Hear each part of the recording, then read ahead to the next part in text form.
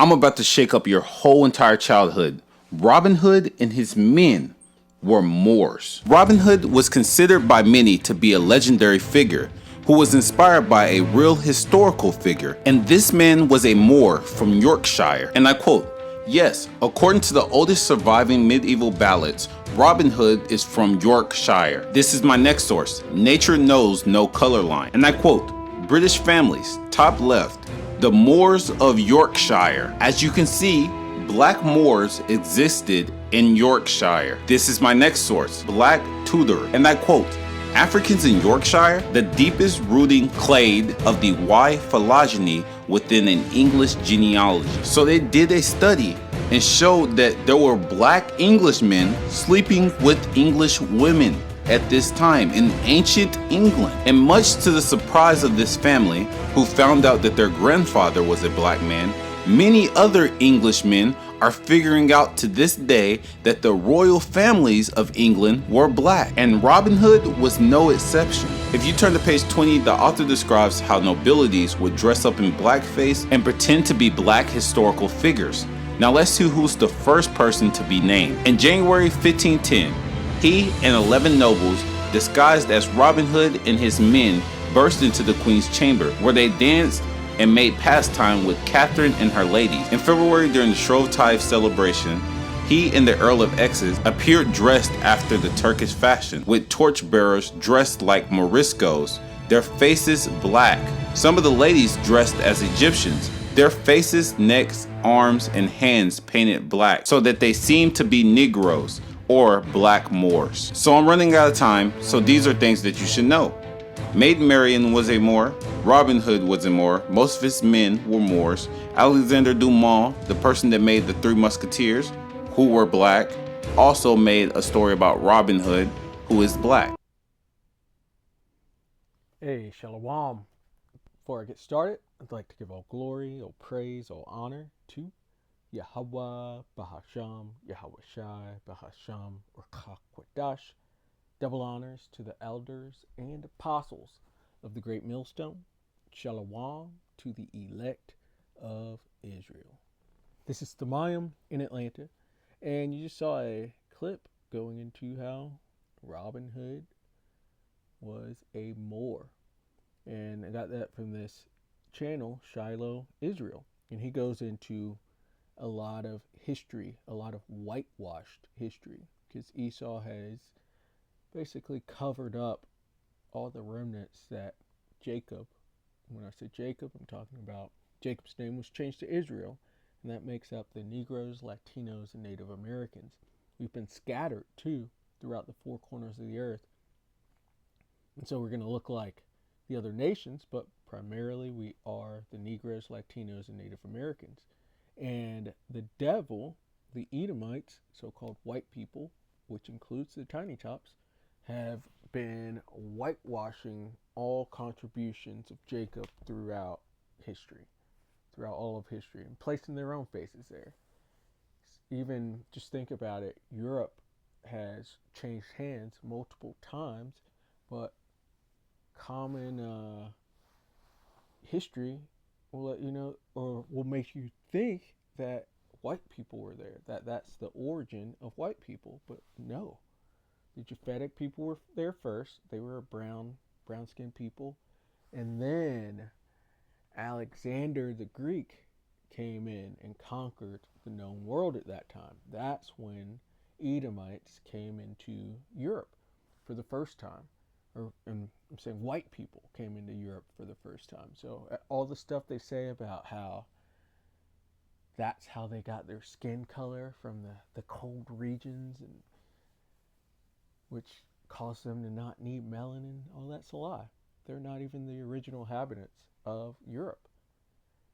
There's Japheth, then Esau, and then Jacob, in which Jacob's always around. So even the ancient Spartans, those were Israelites. The Lacedaemonians, is showing Jacob's always around. But Esau has covered up the fact that Jacob was in Europe. Completely covered up. covered it up. From ancient Rome, they try to cover that up, even though that was a melting pot of people. They try to make you think that it was all just quote unquote white people. And then after that, and even Greece as well. But and then after that, the Dark Ages. Literally, they call it the Dark Ages because dark people were ruling. And the Renaissance brought the rebirth of Edom. And so they came in, they got power again, and they covered up all of the images of Jacob within Europe and throughout history too. All throughout history. And they placed their own faces. Here's let's see some others. We won't even go into these too much, but there was a medieval Michael Jackson, and you probably don't know about him. Zuriat was a massive cultural icon. Not only did he bring new forms of music into Europe, but he also brought dining etiquette, seasonal fashion attire, and bathing rituals. A lot of these things that Europeans take pride in were given to you by this black man. He was born in Baghdad, 789.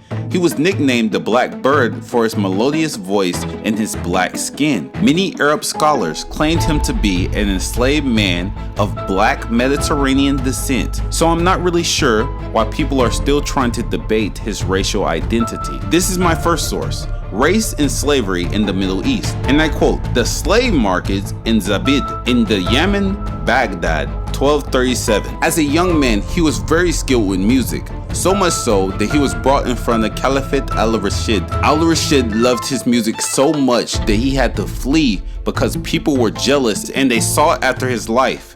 From there, he went to Tunisia and he fit right in with the Negro Berbers. And I'm going to show you that they were actually Negro Berbers. This is my next source, War of the Jews.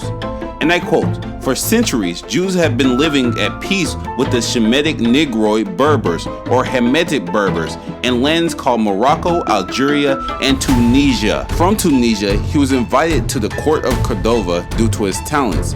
And when he arrived to Cordova, he was granted permission to stay. Here, he established the first music academy in Europe. He taught many Europeans how to sing and how to properly play instruments. He even made innovations to the 4-string lute. He made it 5 strings, paving the way for the guitar. He also showed the Europeans how to wash their clothes with salt, which cleansed them and made them smell better. He also brought perfumes and introduced seasonal clothes because Europeans were only changing out their clothes twice a year. Last but not least, he introduced table etiquette.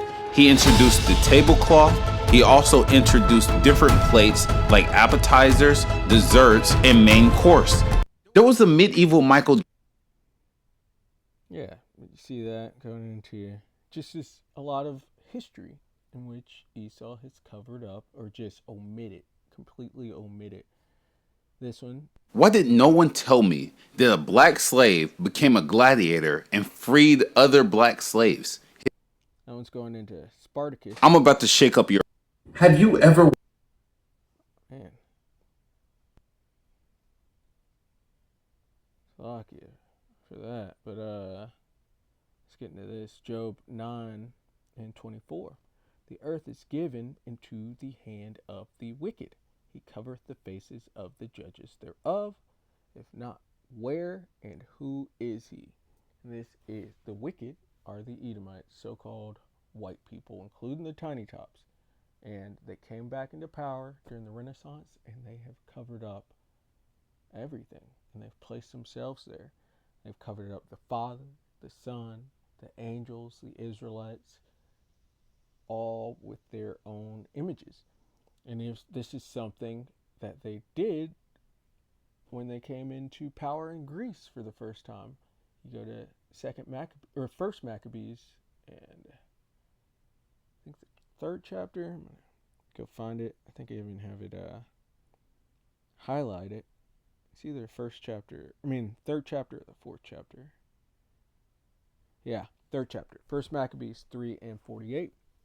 And laid open the book of the law, wherein the heathen, so these Greeks, these Edomites, these white people, because they are the heathen they try to place themselves like they're Jacob, like they're the Lord's people, but they're the heathen. They're outside of the temple. They are not Israel. They're the people of the Lord's curse to judgment, and the people that have no place of repentance for the blasphemy they've committed, the touching of the apple of the Lord's eye, just the excess wickedness that they have done. They've done too much. They are the heathen, and laid open the book of the law, wherein the heathen had sought to paint the likeness of their images, showing you their whitewashing. They whitewashed everything. Every contribution that Jacob made, they whitewashed it. Everything. And they put themselves there. They placed themselves as the Vikings. They were not the Vikings. They placed themselves as all these different knights throughout the Dark Ages. That was not them. There's even black knights, and they will try to say that they were the Black Knights. This is not them. And they've just lied about basically all of history, to where you could have a whole channel of brother just going into history's cover-ups of these Edomites did, which I don't believe that individual, I don't know. He's Shiloh, Israel, so he probably knows who he is, but he's not a part of Great Millstone, I'll say that. But keep going. Just because he hasn't, I haven't heard him calling the Lord's name or claiming them to be Israelites in his shorts, but he probably knows who he is at this point. But Job 9:24, the earth is given into the hand of the wicked. He covereth the faces of the judges thereof. If not, where and who is he? It's a so-called white man. He's covered all this up. He's lied about all of history. Completely lied about it. Placed himself up there, all to give himself extra power. But coming to the time where it's not going to have been worth it. You're not going to be able to hold your position. You're going to fall, and this is going to be a great shame unto them. It's all a great shame unto them. Let's go to Wisdom of Solomon, chapter 5, and verse 1. It says, Then shall the righteous man stand in great boldness before the face of such as have afflicted him and made no account of his labors. They covered up every contribution that Jacob's made, from the inventions that they put their names on, to the paintings and images and identities that they stole, to the heritages that they stole. They stole our heritage and flaunted, and they're proud and think they actually convince themselves that they're Jacob, but they are not. And they have a payment to pay for these things. Verse 2, it says, When they see it, they shall be troubled with terrible fear. The righteous man standing up. Jacob standing up. The elect of Jacob standing up. Or the hopeful elect of Jacob standing up and preaching this word, waking up, producing the truth, such as that channel. It's showing truths. And this is terrifying Esau, because his lie is coming out. When they see it, they shall be troubled with terrible fear, and shall be amazed at the strangeness of his salvation, so far beyond all that they looked for. We're going to get out of here on spaceships, on chariots of Israel. And verse 3, And they repenting and groaning for anguish of spirit shall say with themselves, This was he whom we had sometimes in derision, and a proverb of reproach. We fools accounted his life madness, and his end to be without honor. How is he numbered among the children of the Most High? And his lot is among the saints. No matter how much they've covered up the imagery and covered up the deeds of Jacob, it's all going to come out. And it is coming out. You shall know the truth, and the truth shall set you free. Talks about how the earth shall reveal the truth. It's all coming out. It's not going to be able to remain hidden. Esau has a lot to pay for these crimes that he's committed. He's not going to be able to hold his position. So, Lord willing, that was edifying. I'd like to give all glory, all praise, all honor to Yahweh, Bahasham, Yahweh Shai, Bahasham, Rakach Wadash. Double honors to the elders and apostles of the great millstone. Shalom to the elect of Israel. Shalom.